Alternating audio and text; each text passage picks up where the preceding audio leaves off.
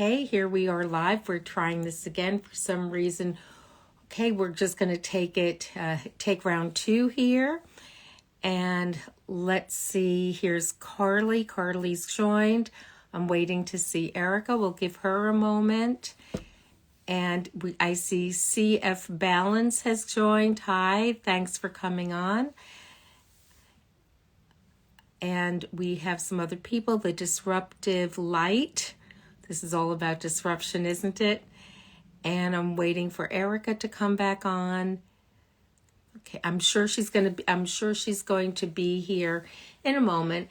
And as we're waiting for her to come back on, let's think about what we can do to make today the best day that we can for ourselves. And take a moment to think about, what is it that you need? What would be meaningful to you? And what I want to share is that, joy can't just come to us, and that we need to be able to see it. We need to be able to find it, and we need to recognize it. Okay, here's Erica. She has joined again, and we're going to give this another try. She sent a request. I'm going to view the request. Going to happen. She's joined, and let's see where that buffer is going. Come on, Erica. I'm ready to see you here. And not seeing her at the moment, but we'll give this another moment. That's the thing about live, is that sometimes you just have a little glitch getting on. You have to be kind of patient, and let's see about what's going to happen here now. I'm always sorry when these things happen, because there's, it's not like you can tweak it. It might not be working today. That's an interesting thing. Erica's unable to join. We're going to give it one more try. And if we can't, then we're going to need to reschedule this. Sorry to do that. Oh my gosh. just Oh my gosh. Okay. Okay. Listen, I'm here. I just stay the course. I feel like, I have very few options of what I can do to try to make it happen. And all of a sudden, there you were. How wonderful. How wonderful. Thanks so much for coming. And so I'm going to introduce the show. So welcome everyone to Disruptive Conversations with thought leaders, coaches, entrepreneurs, influencers, authors, educators, musicians, photographers, attorneys, in which we deep dive into the achievements and the success that these women have and the challenges that they have needed to conquer in order to have achieved their personal and professional success. I'm delighted to be here with you today. I'm Dr. Risa Reiger, clinical psychologist, and I'm an expert in change. I work with people to help them make positive change in their lives. And the good news is that change can happen at any point in time. You're never too late. But in order to create change, we need to disrupt.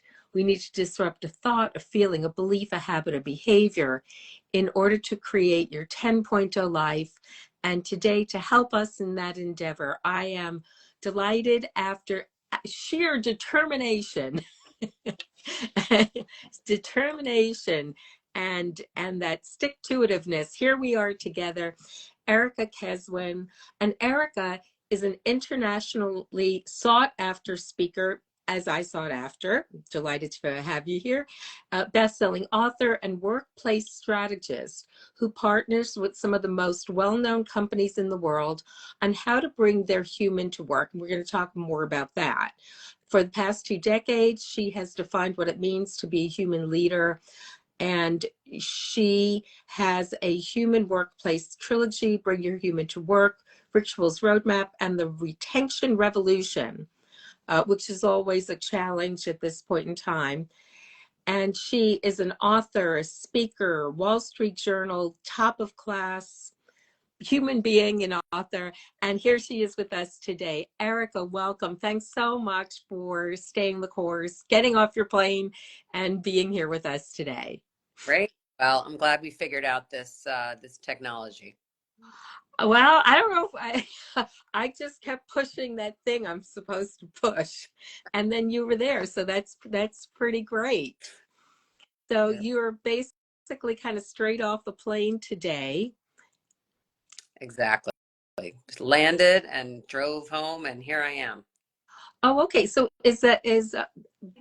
you're home now? Yeah, we're sort of in between New York and Florida Uh these days. huh. Uh huh. Well, those are great places to be in But between. when I left New York City, it was freezing, so it's kind of nice to be back. Absolutely, absolutely. So Erica, what is it that you needed to disrupt in yourself in order to have created your personal and professional success up to this point in time? Well, I love that you asked that question. And when I think about it, I've for 25 years I've been in the people space or the human capital space. People call it a lot of different things. Some people, whether they call it this directly to me or maybe when I'm looking, they'll say, "Oh, you're in this is the soft stuff or the touchy-feely stuff." And I found that a number of years ago, I was sort of sick of hearing it, but I had to change and disrupt how I thought about my work before I was able to change the minds of others. Because what I realized in the interviews that I was doing, and as technology became more and more dominant in the world, what I realized is that this so-called soft stuff is really the hard stuff and the most important stuff. And I would say that's even and especially in this age of AI and all of this technology. And so first it was realizing it myself, and that's when I decided that I wanted to share it with the world and wrote my first book in 2018 called Bring Your Human to Work. And I'm sure you'll have some questions about the book, but the funny thing is when I first was writing Bring Your Human to Work, people said to me, well, what does that mean, bring your human to work? And they actually thought I was talking about my dog, Cruiser, who happens to be a very human dog. But no, I was not talking about bringing my dog to the office. Okay. All right. So now that we've gotten that cleared up, so when you talk about bringing your human to work, I'm wondering about if it's you're bringing your own humanness to work, and what that looks like, and what that looks like, to bring your own humanness to work and also be able to maintain the boundaries. Yeah. Yeah, so I get that question a lot, and it is still we're talking about work, so it is still a professional environment, but it is bringing to the extent, and different people are more, there's a continuum, and some people have different levels of comfort, but it's bringing aspects of who you are, as a human to the workplace. And what it's not about literally throwing up every single aspect of your being in the workplace, which we know is really not appropriate. And so the idea is to first, before we can actually bring our human to work, we have to understand ourselves, which is the business that you're in, to help people understand who they are, what's important to them. You can't really go into the office and talk to your manager about how you want to grow and develop on the job if you haven't started to think about the answer to those questions yourself. That's such a great start. And it's a funny thing that you're talking about soft skills, because I've met companies and workshops and in that space, and one of the pieces that I have in the line that I came up with, which isn't a line, but it's really a dedication, that it's soft skills for the hard bottom line. Yep. Yep. Well, and you'll love, I mean, the subtitle in my book, Bring Your Human to Work, is 10 surefire ways to design a workplace that's good for people and great for business, and just might change the world. But these are just not just nice to have because they sound good. There are real, as you and I both know, bottom line implications in terms of an increase in productivity, an increase of engagement, You know, people will stay longer and they'll give that extra, you know, 110%. That's that's so true. And that, you know, in this time when it's very hard for somebody to have a really, really, really unique spot, so that you're the only person who's doing it and there's no one even remotely related to the spot that you're in. And so when it comes down to, you know, besides other factors, but when it comes down to whether someone's going to choose you or someone else, right? It is that who you are and what that connection, what that relationship looks like. Yeah. And Well, it's yeah, interesting because when I wrote Bring Your Human to Work, like I didn't realize what you just said back then. And when I wrote the book, all of a sudden, I'll never forget, this other book came out right after it and had the word human in it. And I started seeing it everywhere that I looked. And in the beginning, I thought it was a negative. Like, how is my book going to stand out? You know, I mean, I think my books are good. It's not rocket science. I'm certainly not the first person to talk about this work, but I am talking about it through my lens and through my lived and worked experience. So I would actually say to your listeners, if you're working on something and you start to see it pop up in different places, it's actually a good thing. Like there all of a sudden becomes this zeitgeist around it. And if there's enough people that are talking about it, you're like, okay, you're onto something. It's a thing. I'm glad to hear that. My book is coming out in October. Good. But what's it called? That's a really great question. And that's All right. Stay and tuned. uh, we'll talk later. I love your book title. Right now, I affectionately call it Baby Book X. That has been my working title until Okay. something comes along. I can't Uh, read Baby Book X. so so we'll get there. So when you were conceptualizing all of this, which is huge, what is it that was really important to you to get across? I mean, what was it when you walked in and you had an idea in your head, like, wow, if I see this, when I see this happen, I will know that I've really like hit, you know, like hit the mark here. Yeah. So my approach, again, given that I was coming from this soft skills perspective, I wanted to make sure I had the hard data to support it. And so that's, you know, when I started working on the book, I would call it the science and stories of connection at work. So I would interview lots of leaders and people about how the soft stuff is the hard stuff and how they did certain things. And so I had lots of stories, but I needed to marry that with the science and really look at that return on investment and look at the impact to the business. And when I was able to show that, I felt like all those naysayers, you know, couldn't just be saying, "Oh, you know, here's somebody talking about just the touchy feely sounds good, you know, side of business." So I would say that's one piece. The second part of my work is that I'm really focused on now is about, you know, how to be a great human leader in the age of AI. That as you know, here we are, you and I mean, I'm a Gen Xer. I don't know if you're the same as I am, but here we are trying to figure out and get this Instagram live thing going and figuring out the technology. But at the same time, without leveraging the technology, we wouldn't be having this conversation today. We wouldn't be looking at each other. And so my focus now really has been how do we leverage this technology for all of its greatness, and how, when, where, why do we put it in its place to have these deeper connections.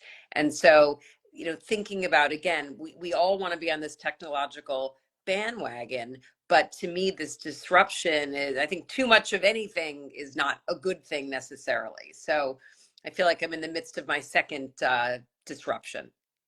Well, you know, that's where the juice is, right? And that's where that stimulates us, motivates us, like really challenges us in ways that we may not know, but we Yeah. need to step up and figure out what that looks like. But when you're talking about leadership, you know, I'm thinking about, I don't remember the numbers, you may know them offhand, um, but that generally, you know, if we look at the studies that are done about why people leave their jobs, oftentimes it's not about the money, but it's about the Yep. management.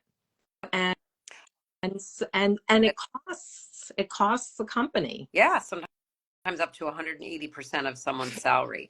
So if I were to say, here are three things that leaders could focus on to get more productivity, more engagement, and maybe even get people to stay longer, it comes down, my work, I focus on three things. Great human leaders, number one, they connect people to purpose. They help them understand the bigger picture and the why they're doing what they're doing. Number two is great human leaders connect people to others in the organization, both in real life and virtually. And that's even more important now with people hybrid, remote, all over the place. And the last thing great human leaders do is that they help people connect to themselves and to get at, what makes you tick? What are you interested in doing? How do you want to grow and develop? So it's purpose, connection to other people, and then connection to themselves.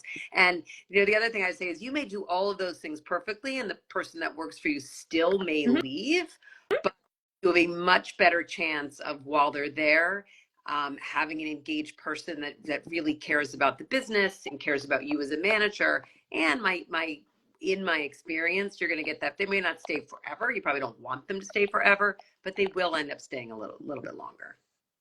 In terms of human connection and the impact of human connection, and I'm sure there's there may not be a study, but there's some comparable. One of the things that happened in one of the hospitals is that they had, when people were in the ER, and and they were waiting, or oh no, that's a different story. What I'm thinking about is when their physician spent an extra, literally 30 seconds with them, 30 seconds, Wow. and just asked, hey, how are you doing? How's life? How's it going? When an extra 30 seconds and a couple of questions like that were asked, people got better a whole day faster than when Wow. they weren't. I mean, I love that. Maybe you'll send me that study. I would love to see it. Another one, which, and I'm happy to send to you or any of your listeners, but one of the studies that has impacted me the most in my life and in my work was a study out of Cornell University, was done by a guy named Kevin Niffen. And Kevin was studying what makes one team higher performing than another team. And Kevin's dad was a firefighter. So he grew up hanging out mostly in the firehouses with the guys. And short version of what he found was that the firefighters who are the most dedicated to the ritual of the firehouse meal, to connecting around the table, actually saved more lives. So that there is a very strong correlation between human connection and performance. And the same way in the study that you cited, 30 seconds more of human connection helps my personal bottom line performance by getting better a whole day faster. And we know that's also good for the business of the hospitals because you're getting out of there faster. Yes. And for for leaders and people who want to be leaders, and they mean it, there's something that, and I'm interested in your experience and what your insights are. There's something about the experience of being able to be secure enough that when someone that is on your team comes up with a great idea, that you can feel comfortable and not feel threatened. Yeah. I would say these days that is a business imperative, because when we think about the new generations of people coming into the workplace, if they're not getting that, if they don't feel like they can grow and develop, hands down, they are going to leave. One of my first jobs was as an executive recruiter, and I used to look at resumes, and if somebody moved all over, it was like red flag. I'm not going to, put them up for any job. But these days people move around. And so the stigma of those moves is really gone. So it becomes harder to retain people because, sometimes people would say, well, I'm going to stay 2 years because it will look bad if I don't. And so leaders need to realize that, let's say you have somebody that works for you and they're crushing it. I call them in the recruiting world, a best athlete. And, I work for you, I'm the best athlete. If you don't help support me in my ideas, or maybe even help me move to the department next to you, even though that's kind of a bummer for you because you're going to lose me to another department. If you don't help me do that, you're going to lose me to the company in general. And so that's this whole idea of taking professional development personally and helping leaders need to understand, what makes their people tick, and what's important to them, or they are going to leave. And there are different, generational imperatives. And so, there's, the people of a certain, generation. Of course, it depends on what, where you are, what the requirements of the job are. But, but if people feel like they need to leave at the end of the day, uh, and that, it's like, well, why aren't they here at 7 o'clock in the morning? And why aren't they staying until 10 o'clock at night? And it's not a function of not wanting to work hard and not wanting to put in effort Well, or being, for most people, some people might be, but yeah, yeah, for sure. right, most people it's probably not. And that's where in my work, I focus on, um, you don't want people commuting into an empty office just because. And so that sort of second bucket of connecting people to others, let's think about, why we come into the office, when making sure that when we do come together, there's a reason. So you're not commuting in and half your team isn't there, because then you become, I actually have a slide in my talk that says, the absence of intentionality is a recipe for resentment. So if I lived in Westchester and commuted into New York City to be with my team and half the people weren't there, or if I was doing the same kind of work I could be doing from home in my sweatpants, I'd be pretty upset. That's such an important point, that sometimes having hard and fast rules really don't work, even if the rule seems at one point in time, right? At one point in time, the rule was the rule, but it shifts over time. And we see that all the time. I mean, I know, this is the first time that we're meeting, and I'm so delighted to meet you and to be in conversation with you. But in looking at part of who you are and what you bring with you, that you've got several children, and so how to make all of that work. And when we know that the idea of balance, I know it's a little bit of a shift, but it's not unrelated. But we know that there isn't a balance. There isn't like that 50-50 kind of balance. But I wonder, certainly for so many working parents, what was your conceptualization? Was there something that you thought of, or ideas that you had that you really found to be helpful? I don't know what stage you're in your parenting journey. Well, my youngest just went to college last year, so I'm sort of this new empty nester, although I guess the new word is called free bird. Um, and so, to me, I mean, I was lucky. A lot of my work was really flexible, and I, I don't think I don't not a believer in, you can do it all. There were times when I had jobs that maybe weren't the most interesting, but it kept me engaged and kind of kept my foot in the door when my kids were a lot younger, and as they were in school more, and high school now on their own, I could travel and do whatever I want to do. So I think it's all about sort of this moment in time. But linking this topic back to what we were just talking about, I was with a woman the other day who has a new baby in her early 30s, and her company goes in the office 3 days a week. And this was, I mean, this was unbelievable. I mean, she's so engaged and so happy to be back at work, and she's crushing it. But having those 2 days to work from home has been a deal breaker. So I have a lot of thought. I mean, I think there's a lot more women with young kids that are working now, given this new hybrid schedule. I think it's something we need to watch. We want to make sure that we're talking about women right now, it's a generalization, but we want to make sure that the women that are, um, going in the office for a couple of days and staying home, don't lose out on promotions just because they're taking advantage of a structure that's available to everyone. So I think it's great, but I think jury's out. Like, we really need to watch that as we go forward. It's such a weird thing because you take your brain where you go, right? And so when you're at home and you do have a baby, it doesn't mean that your brain has taken a vacation elsewhere. It hasn't, it hasn't left the building. It's still there. You're still equipped with what you had that made things work while you were, sitting in your seat. Right. And so Right. it's Unless your baby cries all day, I have a babysitter.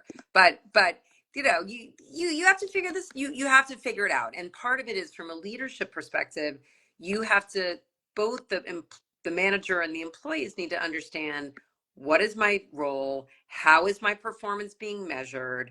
What are my objectives? On the days that I come into the office, are those the days where I know we're innovating and being on the whiteboard? And the days that I'm home, you know, are those days that I'm doing more quiet, heads down work that I could do more flexibly when it works for me. One of the things though that I think about is this doesn't happen with a snap of a finger. To make this hybrid work takes a lot of work, which is why we're seeing in the news right now all these companies saying, you know what, forget it. It's too hard. Everybody back to the office, which I don't think is the right answer. But if you're going to try to make the hybrid work, there's got to be a ton of intentionality and planning and revisiting and changing it. Two steps forward, one step back. That kind of stuff. iteration, Yeah. you know, iteration. It's such an experiment. We can't, if we go in, and we try something and that, hits and great, but generally it's not how it is. And so this idea of trying and figuring it out together, like Yeah. especially in an environment where your team, your manager, and you are coming in with the intentionality of really, this is what we want to be able to do. Right. Let's see how we get there. How can we make this happen? How can we make this work? How can we just not just satisfy, but really make this hum? Mm-hmm. Totally agree. So when you think about, you've been doing this, you've 3 books, I must say, I am in awe. Uh, when you think about what you've done, is there a particular situation or particular moment that means to you, that really kind of encapsulates or shines to you what has been important and something that you really feel proud about? I would say, um, that I've seen how much the books have really helped people.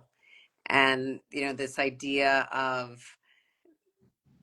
writing them is great and talking about them I really enjoy, but it's talking to people and saying, I read this book and this changed the way I show up at work, or this changed the way I lead my team. And it's really seeing the transformation in others, that I would say has been the most rewarding. Amazing, amazing. And what are your thoughts about one of the words that's around now, and it certainly is part of my vernacular, and having worked and trained in stress management, stress reduction, and mindfulness, and what that intersection looks like. Uh, when we're just in that space of really trying, and how do we stay present, because people feel it. People know when you are and when you're not, especially kids. Right. Multitask. Look, I'm guilty of it, but multitasking doesn't work. It doesn't Uh, exist. and It's there's actually, splintered attention. have you ever heard of the word FUB? Not yet, but I'm excited. Okay, you're gonna hear it now. Oh, So yeah. FUB is a phone snub, Ooh. and in a recent survey, something like, you know, 89% of people said when they were having a conversation with people, the other person took a phone out and it hurt the conversation they were having and hurt the relationship. So we all do it. We are all guilty of it, myself included. But the hope is that, just knowing that, um, we need to try not to do it. I have sort of a framework that I use with leaders. They call it the 3 Ps. So when you're thinking about how and when you meet with people, you're having meetings, you're having calls, and you're trying to figure out not to be having meetings all day long, which is a huge problem with a lot of people. So the first P is, what is the purpose? Why are you getting together? Are you getting together to connect, to bond? Well, quite frankly, then you really shouldn't be on your phone. What is the purpose? And if there is no purpose, think about canceling the meeting. Post-COVID, we're in many, many more meetings than we were before. So the first is purpose. The second are protocols. And in many ways, especially with hybrid and remote, even though, we're coming on in March, 5 years post, the beginning of the pandemic, it's still the Wild West in many ways to figure out how to be and how to communicate in this world that we're in right now. And when you think about the Wild West or watch TV shows with the Wild West, there's a sheriff, and the sheriff is in charge of giving rules of the road. And that's what the second P is. They're protocols. So, if you're having a one-on-one with someone and you say, okay, let's talk through the protocols, like let's take our phones out, or maybe let's take handwritten notes, or what, everybody, we're having a 3-hour meeting, just so every 30 minutes I'm going to give you time to check your emails, or whatever that is, and really setting the expectations up in advance. Like, it may not be perfect, but it's certainly better than just diving in and assuming everybody has the same values or the same discipline or whatever it is around the technology. And the third P is presence. And so if you do the first two right, and you really put some intention around being more present, it will be much better. That's so key. And presence is that specialness, and you can feel it. You really know the difference when Yep, so, and you could, and presence is not, I'll give you another P. All right. Presence is not a function of proximity. that is true. Yeah, you could be present. I mean, we all know when we're on Zoom calls and people are multitasking, you just know. I mean, imagine if you walked into, so this example sort of is with proximity, but like, let's say you're walking down the hall and you walk into the colleague's office, and that person, takes their phone out, turns it upside down, and puts their attention 100% on you. It's like, how does that make you feel in the moment? You feel seen, you feel valued, right? You feel connected. And we're not going to do it all day, every day, but we've got to raise that level of consciousness around doing it, because it does make a difference for the individual person, and it's good for our businesses. In my writing there right now, I'm right, there's some aspects of attachment that I'm talking about, writing about. And what that presence, that making eye contact, that I see Mhm. you, it's so primitive. It's such a primitive, basic aspect of your human, and the human in all of us, Yeah. of needing to know that we are in connection. I mean, I think that if you remember, I'm sure you do, remember when we were Zooming, because that's all we had, Yeah. during COVID and all that. And it was like being on a staring contest, right? Yeah. Um, it was like being in a staring contest, because you didn't have that ease of just the kind of, even, breaking away for a moment, because it sent a different kind of a message. Yeah. Yeah.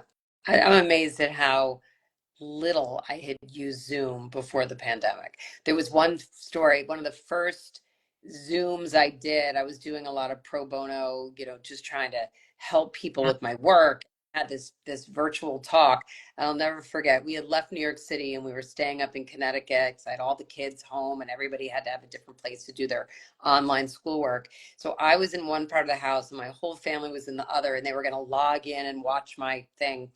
And I was so new at Zoom that I sent my kids and my husband like my presenter link versus the regular link. And so all these people that had logged on could hear my kids like fighting and nobody could figure out.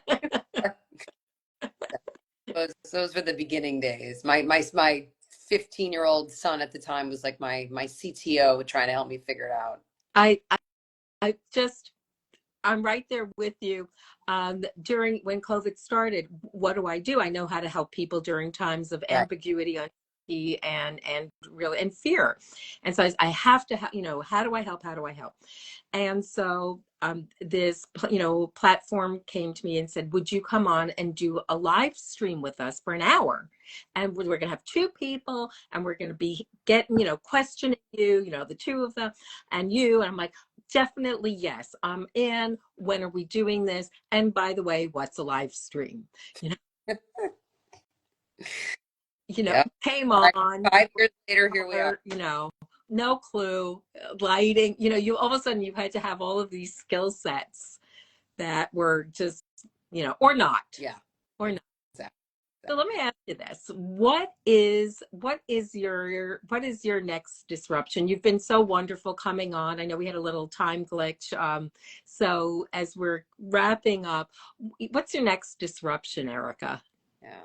So the next disruption really is it's in my most recent book, but I haven't been out, focused on it that much, even though it is in the book, but I haven't been writing and talking about it. So I will happy to share it here because it is going to be an area of focus.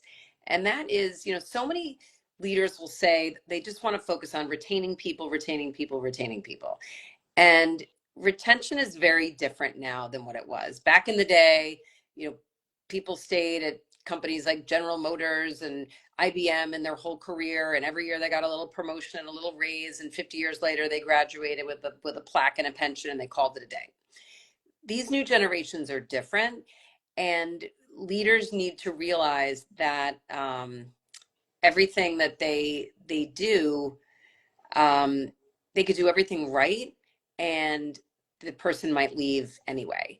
And so this disruption around the word retention, I want to shift it to focus on the word connection. So Hmm. if we onboard people and think about, in the way of, I call it start as you mean to go on. So when we onboard, if we onboard them early and often and connect them with the values of the company and get them up and running, um, even before day one. And then when they're with us, we really focus on helping them to learn and grow and develop and a lot of the things that we were talking about earlier. And then even if they do everything right, there's going to be people that still come to you and say, I'm leaving. And so then we need to refrain from the you're dead to me, don't let the door hit you, and take a deep breath, maybe meditate. And the last piece is really very intentional offboarding and staying connected, because work is a virtuous cycle and we're seeing tons of boomerangs. And so it's really disrupting and rethinking that the only and best holy grail is retention. um, we do want certain people to stay longer, and maybe 2 years is better than 1 year, that is better than 6 months. But in this day and age, we can do everything right, and we still may not be able to retain people, and that's okay. And if we shift it to staying connected and keeping that relationship, good things will happen all around.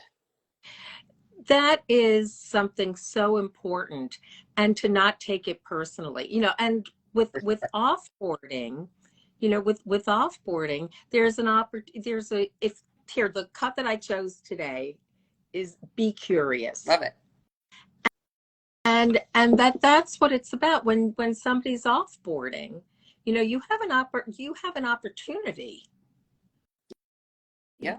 Well, to, yeah, opportunity to find out why, and maybe there are things internal that are going on, but it also might be it's not me, it's you. And the person really found this other great thing, which is terrific. And your ability to be curious and stay connected and not make assumptions is important. and yeah, and when you have that orientation, people will feel it, and they'll know that, if you want it. I mean, there are some people, it's like it's been real. But for a lot of people, it's, let me know how you're doing. Stay in touch. Let me know how you're doing. Drop me a line. I'm always happy to, to hear from you. And because the thing is, and this, is that you never know. You never know. True.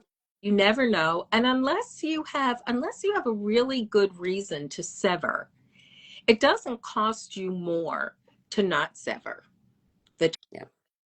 100%. Yeah. And so we're gonna need to wrap up for today. And first, I want to thank you so much. And I know that this is full of such important and juicy and real and true and insightful and really very wise information. So thank you so much for sharing that. We do need to do our cover shot now. Ooh, okay. Okay, so if you need a little hair, A little zhuzh. yeah, a little. Gotta get clearly needed a better light in terms of where I am now compared to yours, but oh well. As long as I can see you works for me. So it's great. So let's do our cover shot. And one more. You can take the angle of your choice.